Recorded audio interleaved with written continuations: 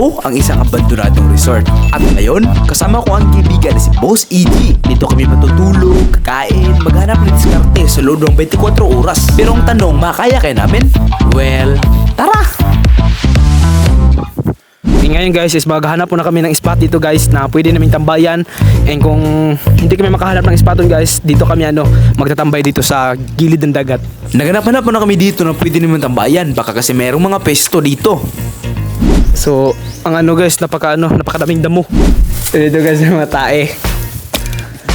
Dito naman parang na to, skeleton na talaga ito, wala nang wala nang bubong. And then parang may CR dyan.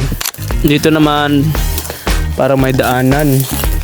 Pero pagpasok namin dito, wala kami nakitang pwesto dahil maraming tae ng kabayo na kalatag. Kaya agad-agad kaming lumipat sa isang abandonado. Pinasok rin namin ito baka kasi mayroong pwesto kami makita dito. And pagpasok namin, ito ang nasa loob. So guys, dito pwedeng hindi pwede na dito kami matulog. And dito rin. Mahirap dito magtambay baka kasi pinapag-aaral ng mga ahas. So, di pwede guys dito kami matutulog dahil baka may ahas. Compare dun sa sa gilid ng dagat. Shit, ang init. Guys, so kakain na sana kami guys pero hindi kami nakadala ng namin ulam, and then ang isa is hindi kami nakadala ng tubig. Hindi naman guys kung mga ganitong plano namin is hindi kami kompleto sa mga gamit. Bibili muna tayo guys. Guys, first agenda namin, bibili kami ng tubig and aming mga ulam dito. Dahil time check 11:22 na rin and it's time to eat na. Yo guys, time check 11:31. Wala pa kaming kain guys and gutom-gutom namin, so bibili pa kami. Bumili muna kami dito ng pagkain at tubig para maibsan na kami mga gutom. Yo guys, at the moment it's 11:41, so timer starts now, 24 hours challenge. Ngayon guys, dito kami sa tabing dagat kakain. Tingnan nyo guys, ice cream yung lagayan. Pero pag binuksan mo, kanin. Scam guys, scam. Ito guys, yung tubig namin. Tinitipid namin ang tubig namin, tingnan nyo. No problem guys, marami naman dagat. Kaya agad muna kami kumain at inubos talaga namin lahat dahil ito na yung last na pagkain na makakain kami ng kanin. Dahil in the next 23 hours, maghanap na kami dito ng diskarte para makakain. Or else, baka madeds kami sa gutom. After namin kumain, naglakad muna kami para hindi magkabilbil. So dito guys, maganda maligo dito guys. Oh. Look. Tingnan nyo guys, ang view. Woo! Look. Kitang-kita mo yan ang hibok-hibok guys. Dati pumutok yan guys. And kung makikita nyo sa bandang doon, mayroong Sunken Cemetery. Nung pagputok ng bulkan na yan guys, is naging Sunken na yung cemeteryo na yan. Maganda maligo dito. Ayong lalim. Sana walang shark. So yun guys, so ang kalaban lang namin sa challenge ito guys is lang yung init at ulan. And yung guys, kasi yung mga tao dito, dahil hindi namin alam yung mga tao dito, iba rin ang nila, pamalakaran nila dito, like hindi namin kabisadong lugar na ito. Dahil isa lang sa kalaban guys is hindi, baka umulan, wala kaming dalang tent and mag-tsunami. Nagbiruan muna kami dito dahil in the next hours, uhaw na yung papalit sa aming mga tawa. Yun guys, mayroon pa tayo ditong 23 hours left. Look. Okay, ngayon guys is papatayin natin yung oras, which means matutulog muna tayo. Let's go. Alright guys, at the moment it's 1:34 and 22 hours left. And sobrang guys, napaka-boring dito. Kasi bukod sa mahina yung signal dito is rin, like wala kang ibang gawin dito kundi matulog lang. Chinek ko muna ang swimming pool baka kasi pwedeng maligo. Dito naman guys, may swimming pool. Look. Siguro malalim ito guys, for sure. Kasi paano ito pang malaki, hindi yung isa is pang bata. And then kanina guys is nakatanong kami sa isang dito, sa isang nakatira dito na malapit lang. And yung sabi niya guys is itong resort na to is naging abandoned dahil parang ayaw na ipatakbo na ng may owner. Siguro dahil sa mga issue or sa problem. And then mga year 2000 pa ito guys, mga El Nino days daw na ito na abandon. And ito parang parang luma na talaga at abandonado na talaga. And then kung natataka kayo guys, yung isang kasama pala dito is kumuha ng tubig. And yeah, look, akit na natin yan. And yun, umakyat talaga. Dahil sa boring na pilitan talaga ako na umakyat at tignan kung maganda ba dito sa taas. Nagbabaka sakaling maganda dito and baka pwedeng tambayan. Woo! Ito na guys, nandito tayo sa tok-tok. Tingnan nyo. Creep. Kung tataka kayo guys kung ito pala yung gamit na mic ko. Kasi napaka noise kapag di ako gamit ito. Wala kasi akong mic na wireless, kaya ito muna. LF sponsor. After ko umakyat, di ko alam na bumili pala ng juice ang aking kaibigan kaya medyo naibsan ang aming uhaw dito.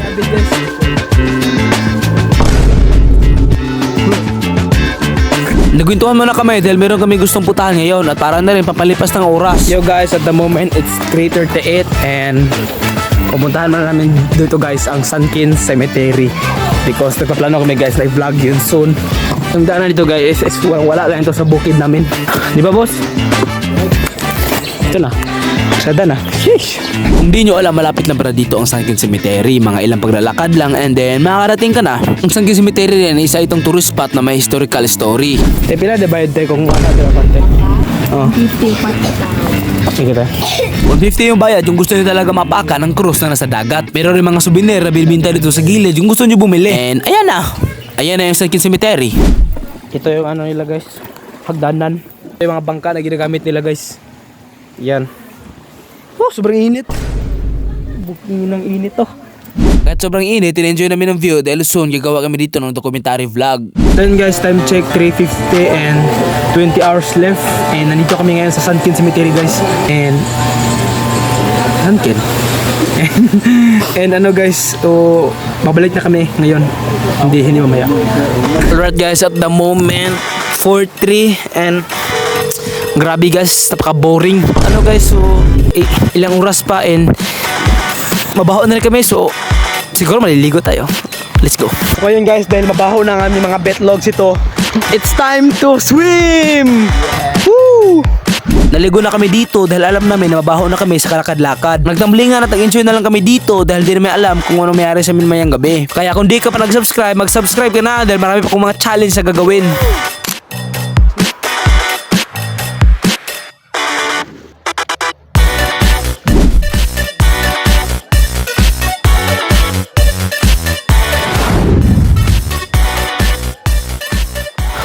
Alright guys, so tapos yung may maligo and tapos na kami. So mag-iilis na kami. Samahan nyo kami. So ito pala yung CR namin dito guys. Dito ako magbibihas. Ito, brief, baggy pants, t-shirt. Nagbihis muna ako dito dahil sobrang kati na talaga at hindi na ako komportable kapag hindi pa ako nagbihis. Nakalimutan ko pala magdala ng short kaya binalik ko na lang pagsuot ang aking pants.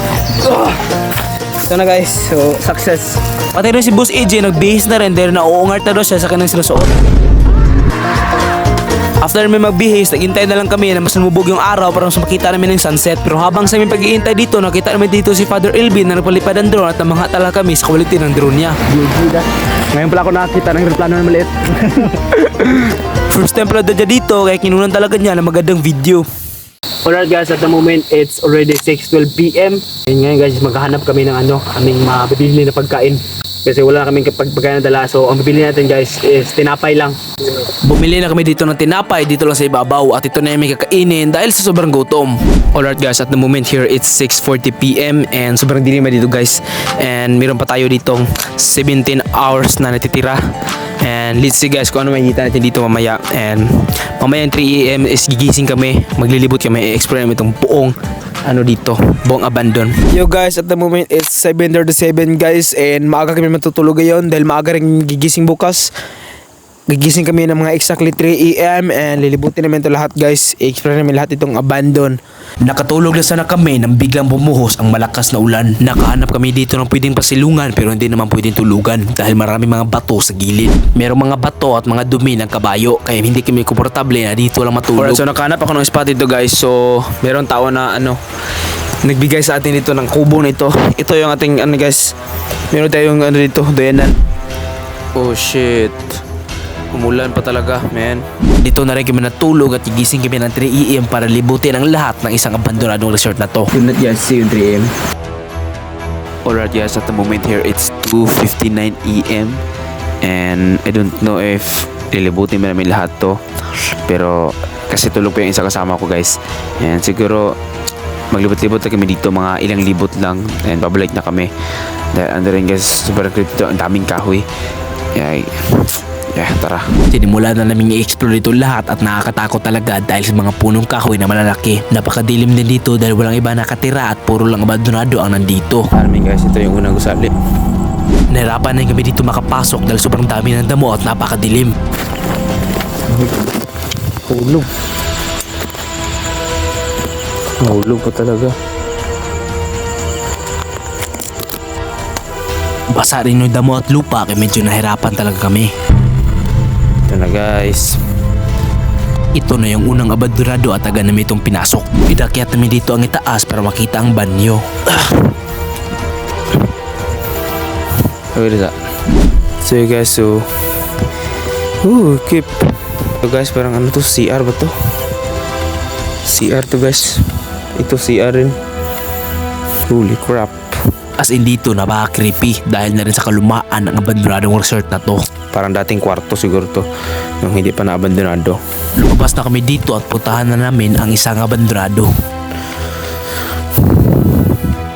Dito yung daanan guys, napaka-creepy ng daanan niya guys.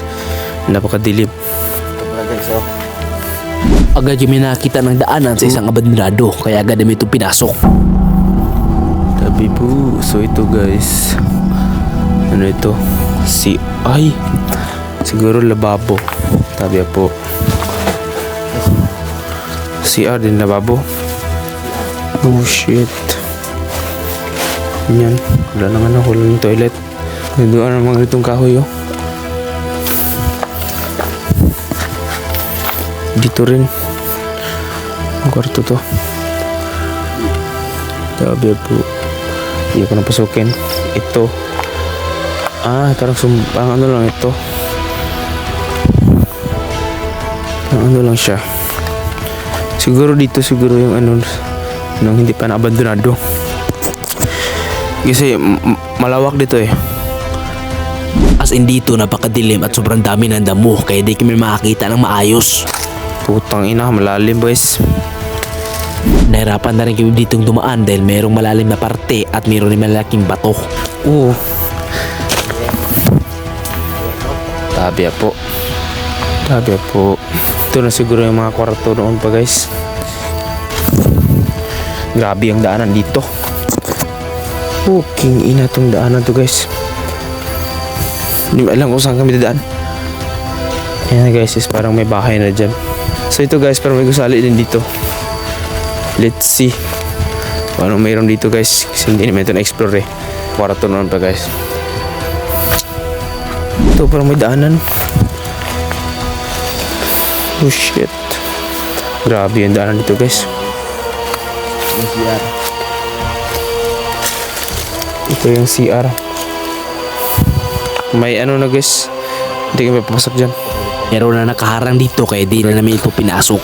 So may bahay dyan guys na wala rin nakatira. Ang sabi nila guys is dyan na nakatira yung may-ari noon. And napakaano guys, napakaganda ng pwesto nila dito dahil gilid na sa dagat and kita mo talaga yung sunset. 3:22. Kahoy na guys, so matagal na talaga itong abandonado. So yun lang siguro boss. Pagkatapos namin maglibot, na-explore na rin kami sa malapit na sementeryo dito. Nalibot namin ito lahat kaya kung gusto nyo panoorin, hintayin nyo lang sa channel ko. Yo guys, so we are here in the Subunbon. So mangapi muna tayo. Pagka-umaga pumunta na rin kami dito sa binilhan namin ng tinapay kagabi at uminom na rin kami dito ng kape para pampalipas ng gutom. Napakainit. Alright guys, at the moment here it's 6:25 AM. Ilang oras na lang guys, uuwi na tayo. And tapos na rin kaming magkape. Palipas tayo ng oras dito para umuwi na tayo. Let's go. So kung nakikita nyo guys, meron pa tayo ditong 5 hours left, which is mga around 11 pa tayo uuwi. Ayan yung mata ni Boss CJ. 2 hours lang, 2 hours. Alright guys, so third agenda namin is maghanap ngayon ng tubig na maiinom guys. Pinunta na namin dito ang sinabi nilang tubod pero pagdating namin, Hindi pa guys, wala pang tubig na lumalabas. wala pang tubig na lumabas kaya na-decide na lang kami dito na tiisin ang gutom at magpalipas bago mag 11 AM. So yung third agenda natin dito guys na maghanap ng tubig, hindi namin magawa dahil walang dito. Dito kasi sa Bunbon, mahirap na yung tubig. Kaya nahirapan din kami dito na maghanap. Palipas na lang kami ng oras dito dahil malapit na naman ang 11 AM. Alright guys, time check. It's 11:58 na guys and 6, 5, 4, 3, 2, 1. Nakakapagod dahil walang tubig, walang pagkain and awanan pa kami kagabi dahil sa sa Ambon. Pero ngayon tapos na kami. See you in the next video guys. Stay unstoppable. Let's go. Abandoned Places series.